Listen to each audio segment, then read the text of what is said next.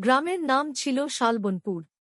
চারদিকে সবুজ গাছপালা, মাঝখানে মাটির রাস্তা, আর রাস্তার একপাশে একটা খড়ের ছাউনি দেওয়া পুরনো কুঁড়ে ঘর।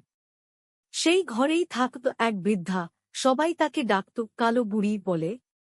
তার গায়ের রং ছিল খুবই কালো, চুল সাদা, চোখ দুটো গভীর আর কেমন যেন রহস্যময়। কেউ তার আসল নাম জানত না। গ্রামের মানুষ বলত, তার নাকি কুঞ্জর আছে, যার দিকে তাকায় তারই অমঙ্গল হয়। একদিন রতন কাকার বউ হঠাৎ অসুস্থ হয়ে পড়ল।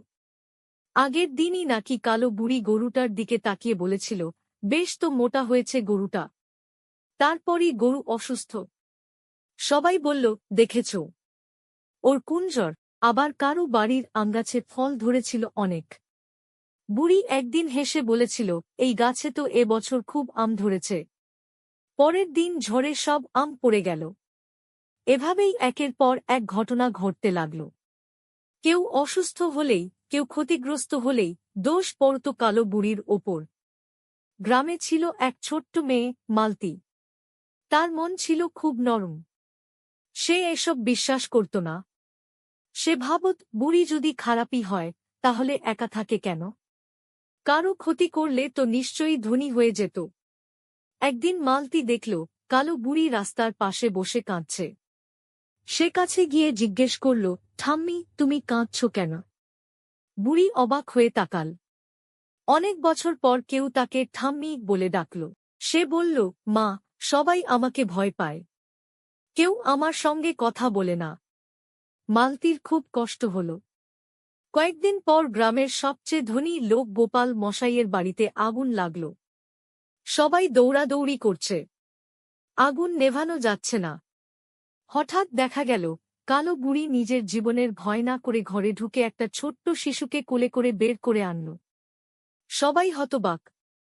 যাকে তারা কুঞ্জরওয়ালা বলে অপবাদ দিয়েছিল, সেই প্রাণের ঝুঁকি নিয়ে শিশুকে বাঁচাল। পরের দিন গ্রামের মোড়ল সবাইকে ডাকলেন। তিনি বললেন, আমরা এতদিন যা ভেবেছি তা ভুল।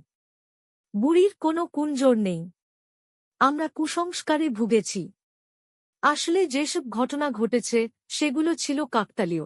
গরু অসুস্থ হয়েছিল বর্মে, আম পড়েছিল ঝড়ে, আর আগুন লেগেছিল অসাবধানতায়।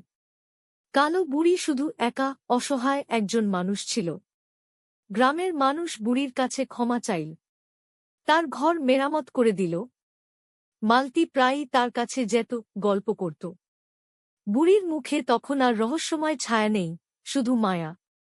একদিন বুড়ি মালতীকে বলল, মা, মানুষকে তার চেহারা দিয়ে বিচার করিস না। মানুষের মনটাই আসল। মালতী হাসল।